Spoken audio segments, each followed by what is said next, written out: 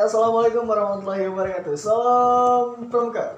Oke, selamat datang di channel Discord, channel yang membahas mengenai wawasan kepramukaan, baik pramuka di Indonesia maupun juga dengan kepanduan di dunia. Dan hari ini kita akan membahas mengenai sejarah panduan dunia dan juga sejarah kepramukaan dunia.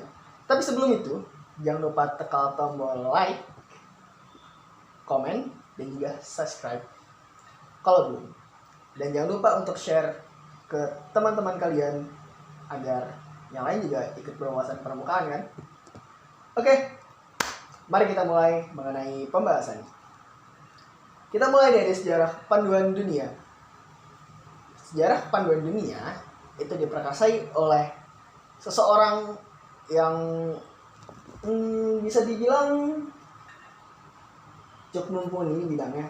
Ya, karena pertama, dia merupakan seorang prajurit yang berawal dengan pangkat pembantu letnan.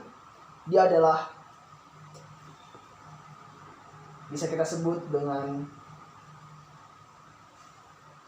siapa ya? Bisa kita sebut dengan Robert Stephenson Smith Baden-Powell, atau biasa kita sebut dengan BP, Baden-Powell.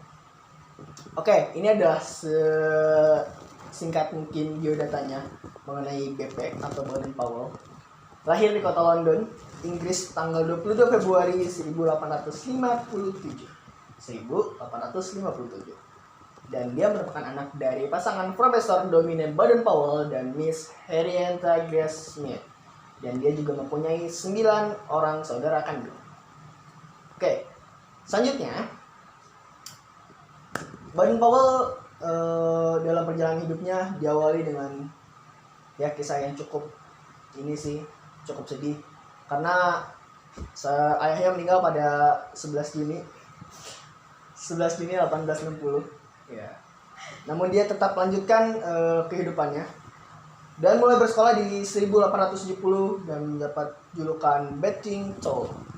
Selama bersekolah di sana, dia mengikuti banyak sekali ekstrakurikuler. Antaranya ada marching band, ada rifle corps atau klub menembak, ada teater, melukis, menggambar, kesebelasan Charterhouse, bahkan berenang.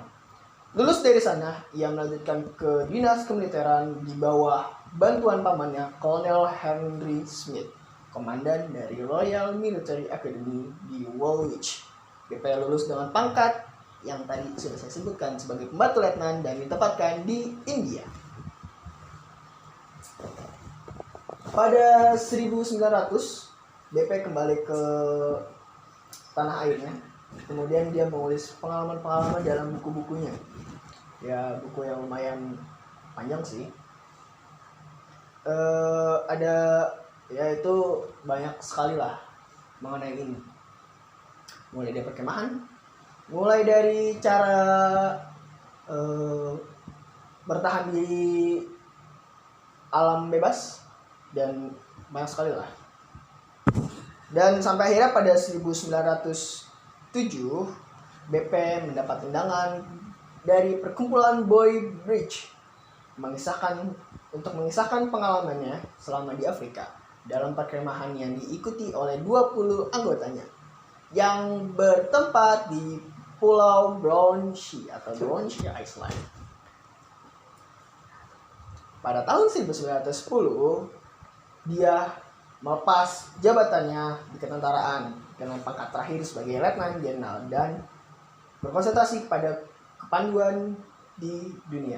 Hingga akhirnya pada 1912, dia berkeliling dunia untuk menemui para pandu di berbagai negara.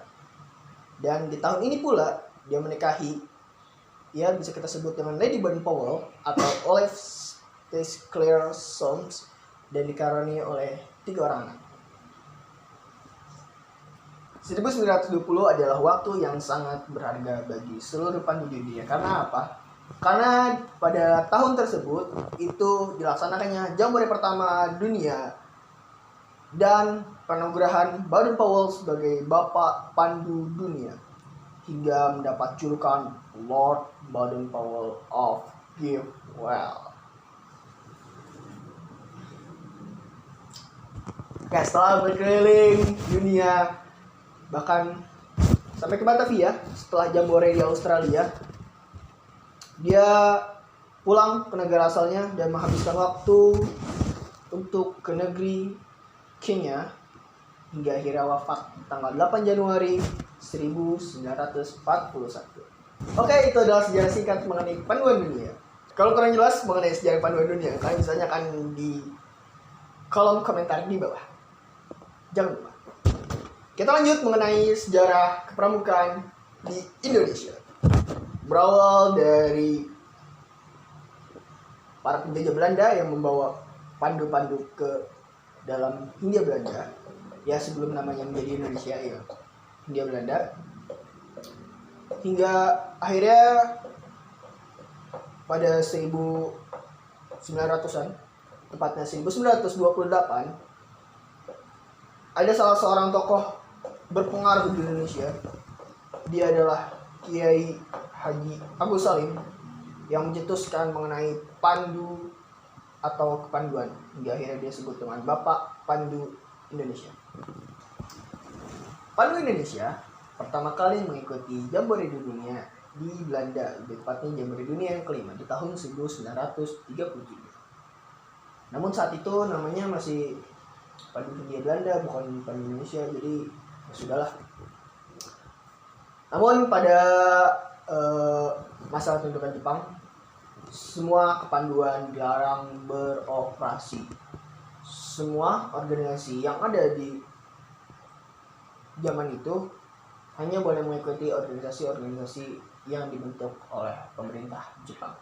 Namun itu tidak berlangsung lama.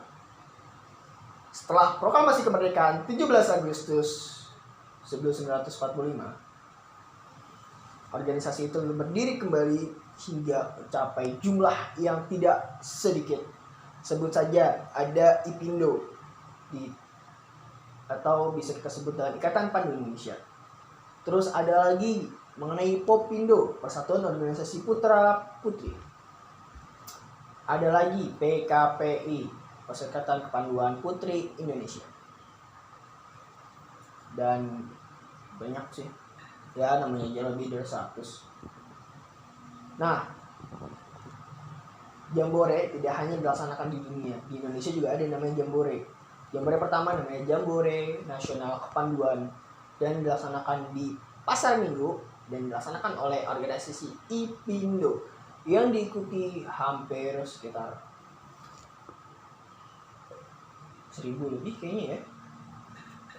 Entah. Tiga federasi tersebut bergabung menjadi satu federasi yang disebut dengan Perkindo, Persatuan Kepanduan Indonesia. Sekitar 60 organisasi dengan 500.000 anggota pandu. Itu bisa kurang bisa lebih sih. Ya sekitar segitulah. Hal ini membuat presiden kita, Insinyur Soekarno, berkoordinasi dengan Pandu Agung. Ia adalah Sri Sultan Hamengkubuwono ke-9 pada 20 Mei 1991 hingga akhirnya mengeluarkan Kepres nomor 238 tahun 1961 tentang gerakan pramuka sebagai dukungan pemerintah terhadap organisasi kepanduan di Indonesia. Oke, sekian untuk materi kita kali ini.